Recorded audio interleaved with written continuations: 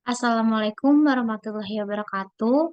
Perkenalkan, nama saya Adisri Ramadan dari kelas SI 21C. Di sini saya akan membahas mengenai mata kuliah basis data lanjutan mengenai beberapa materi. Yang pertama ada Life Cycle Management. Apa itu Data Life Cycle Management? Data Lifecycle Management adalah proses pengolahan data yang mengacu pada sebuah definisi dan melalui penataan langkah-langkah yang diikuti oleh informasi dalam perusahaan dengan tujuan memaksimalkan masa manfaatnya. Jadi, dalam manajemen data ini akan membutuhkan penggunaan sumber daya yang telah ditawarkan oleh teknologi informasi untuk pemrosesan otomatisnya. Manfaat apa saja data lifecycle management ini untuk perusahaan? Ada beberapa keunggulan, yaitu yang pertama ada data lifecycle management ini memungkinkan perusahaan untuk memenuhi persyaratan yang diterapkan oleh masing-masing sektor industri agar penyimpanan data dapat dipenuhi. Selanjutnya, menjamin infrastruktur perlindungan data yang baik yang membantu perusahaan dalam keselamatan jika terjadi resiko atau darurat. Hal ini juga berlaku untuk informasi in-house dan data pelanggan yang bekerja dengan perusahaan. Yang ketiga ada interaksi dan pemeliharaan informasi sepanjang siklus data yang memungkinkan nilai yang diperbaharui selalu tersedia. Dan yang terakhir adanya ketersediaan data yang bermanfaat, bersih, dan akurat yang tersedia untuk semua pengguna, sehingga meningkatkan kelincahan dan efisiensi proses perusahaan. Ada 7 fase dalam data lifecycle management. Fase data lifecycle management ada 7 fase. Yang pertama ada pengumpulan data. Data lifecycle dimulai dengan melakukan pengumpulan informasi. Proses ini memungkinkan terciptanya nilai-nilai atau data atau informasi yang belum ada, tetapi proses ini yang diperlakukan sebagai bagian dari operasi perusahaan. Dalam proses ini, pengalaman pertama yang dibutuhkan oleh suatu item data adalah lulus dalam firewall atau aturan perusahaan. Hal ini menunjukkan jika pengambilan data dapat didefinisikan sebagai sebuah tindakan untuk menciptakan nilai data yang belum ada dan belum pernah ada dalam perusahaan. Ada 3 cara utama mendapatkan data. Yang pertama, ada akuisisi data, yaitu proses penggunaan data yang sudah ada dan telah diproduksi oleh organisasi di luar perusahaan. Data tersebut nantinya dikumpulkan untuk dikelola oleh perusahaan. Yang kedua ada entry data, pengumpulan data dengan cara membuat nilai data baru untuk perusahaan baik oleh manusia atau perangkat yang menghasilkan data. Ada juga penerimaan sinyal, yaitu pengambilan data yang dibuat oleh perangkat, biasanya penting dalam sistem kontrol, tetapi menjadi lebih penting untuk sistem informasi dengan Internet of Things. Mungkin banyak cara lainnya juga yang bisa digunakan untuk mengumpulkan data. Namun, 3 yang utama itu bisa menjadi tantangan kelola data yang lebih signifikan. Yang kedua, ada pemeliharaan data. Setelah adanya pengambilan data tadi, maka biasanya akan dijumpai pemeliharaan data. Hal ini bisa didefinisikan sebagai penyediaan data terhadap titik-titik di mana sintesis data dan penggunaan data terjadi. Ketika sebuah perusahaan sudah mendapatkan sebuah data berdasarkan fase pertama tadi, maka pastikan data tersebut harus tetap bersih. Hal tersebut agar dalam pengolahan data dapat membuat proses bisnis dapat berjalan secara efektif. Pemeliharaan data adalah suatu proses data tanpa memperoleh nilai apapun darinya untuk perusahaan. Proses ini sering melibatkan tugas-tugas seperti penggerakan, integrasi, pembersihan, pengayaan, dan pengambilan data yang berubah. Dan selanjutnya ada Sintesis data. Fase data lifecycle management ini tidak umum untuk semua informasi yang diproses, tetapi penting dalam kasus-kasus di mana diperlukan untuk membuat data yang berharga melalui penalaran induktif. Fase ini merupakan arena analitik yang menggunakan pemodelan seperti yang ditemukan dalam pemodelan risiko, pemodelan aktuaria, dan pemodelan untuk keputusan investasi. Penurunan menurut logika deduktif bukan bagian dari ini yang terjadi dalam pemeliharaan data. Contoh, logika deduktif adalah penjualan bersih sama dengan penjualan bruto. Dikurangi pajak jika kamu tahu penjualan kotor dan pajak dan kamu tahu persamaan sederhana yang baru saja diuraikan, maka kamu bisa menghitung penjualan bersihnya seberapa. Dan selanjutnya ada fase penggunaan data. Pada fase siklus data life cycle ini ditandai dengan penerapan data yang dikumpulkan dan diproses sebagai bagian dari administrasi perusahaan. Perlu diingat, jika di banyak perusahaan informasi ini bahkan merupakan bagian dari model bisnis mereka. Selain itu, kami juga harus menunjukkan bahwa data manajemen yang memadai dalam fase ini menyeratkan mengetahui potensi pembatasan penggunaan yang mungkin berlaku untuk informasi ini. Penggunaan data memiliki tantangan tata kelola data khusus. Salah satunya adalah apakah legal menggunakan data dengan cara yang diinginkan oleh pelaku bisnis.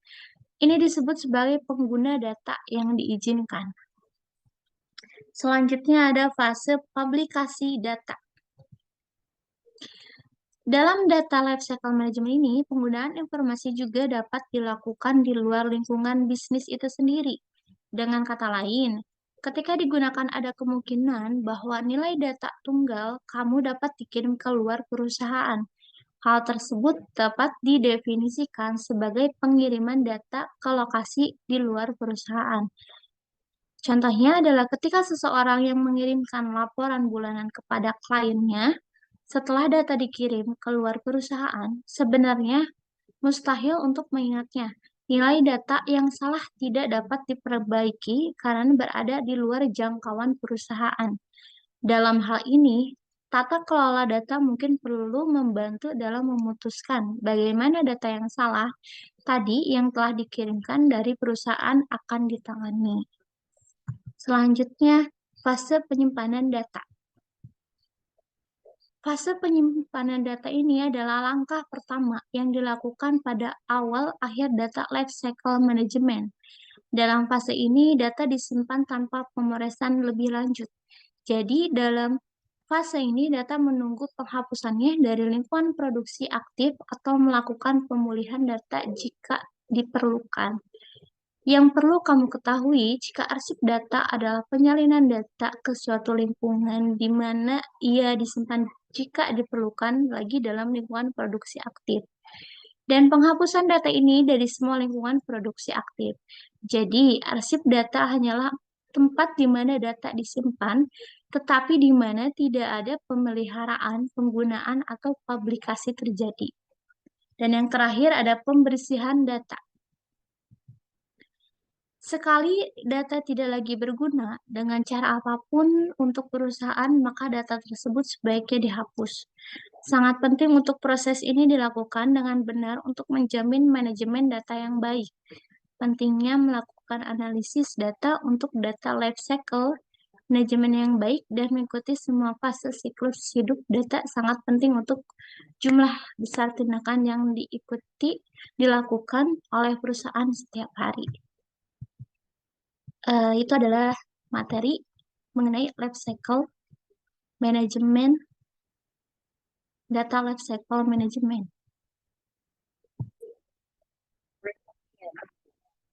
Selanjutnya ada materi mengenai perancangan database.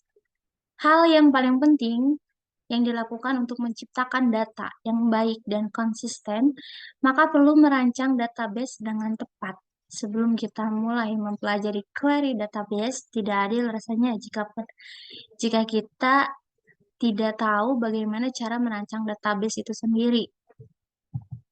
Kita lanjut. aturan dasar dalam merancang database. Umpamanya adalah ketika kita ingin meraih sesuatu, maka kita harus ikuti aturan main hal tersebut. Begitupun dalam menciptakan struktur database yang baik, maka perlu diperhatikan aturan-aturan tersebut. Berikut inilah beberapa diperhatikan dalam merancang database. Yang pertama ada tabel dalam database tidak boleh mengandung data ganda atau tidak boleh terjadi redundansi data. Yang kedua, setiap tabel dalam database harus memiliki kolom yang unik. Kolom unik ini nantinya akan menjadi kunci utama pada setiap tabel di dalam database atau primary key. Dan yang ketiga, merancang database hendaknya memperhatikan apakah rancangan dapat menampung data sesuai yang dibutuhkan. Keempat, data dikembangkan dengan mudah. Dan yang kelima, memenuhi kebutuhan sistem sehingga sistem tersebut dapat dikembangkan dengan mudah. Dari aturan di atas atau aturan tersebut tadi, maka hasil yang diharapkan ketika melakukan perancangan database adalah akan mendukung pengoperasian dan tujuan organisasi. Berikut ini tujuan dari perancangan database itu sendiri adalah yang pertama, untuk menyajikan data dan hubungan antar data yang diperlukan oleh pemakai dan aplikasi itu sendiri. Yang kedua, untuk mempermudah pemahaman informasi. Yang ketiga, untuk melengkapi model data yang mendukung transaksi-transaksi yang diperlukan. Yang keempat, untuk mendukung proses permintaan seperti waktu respon, waktu proses, dan tempat penyimpanan. Ada juga aturan penamaan identifier. Ada beberapa aturan yang perlu diperhatikan dalam pembuatan sebuah database, table, dan file, yaitu penamaan identifier. Yang pertama, penamaan identifier database table file di MySQL bersifat case sensitive. Penamaan identifier hendaknya konsisten untuk semua tabel dalam suatu database, dapat dengan menggunakan model lowercase, uppercase, atau bisa juga camel case, dan lain sebagainya. Yang kedua, nama database, table, dan file maksimal 64 karakter. Yang ketiga, hindari karakter khusus karena dapat bermasalah di dalam sistem operasi yang lain. Yang keempat, pilih nama file atau kolom yang mencerminkan isi dari data yang disimpan. Ada juga teknik dasar merancang sebuah database. Inti dari perancangan database adalah bagaimana menghasilkan rancangan database yang baik. Maksudnya baik dalam segi kemudahan, pengembangan, dan berkelanjutan, sehingga dapat digunakan dengan jangka waktu yang panjang. Perlunya merancang database secara konseptual agar mudah dipahami secara virtual, teks, ataupun secara hierarki. Pada perancangan konseptual, digunakan beberapa konsep relasional, namun tidak berarti konsep ini harus diimplementasikan menggunakan model relasional saja, tetapi dapat juga digunakan dengan model lainnya. Sebenarnya ada beberapa aplikasi yang bisa digunakan untuk melakukan perancangan database ini.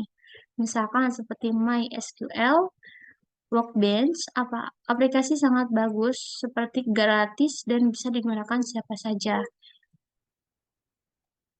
Dan ini contoh hasil perancangan menggunakan MySQL, Workbench dengan konsep database jadwal mata kuliah.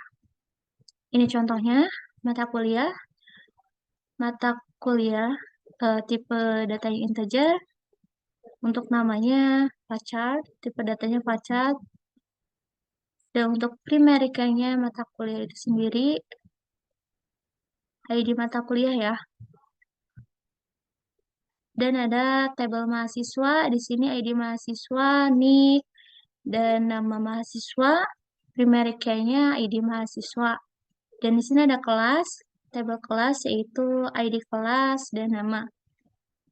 primary key-nya itu ID kelas. Di sini ada jadwal mata kuliahnya,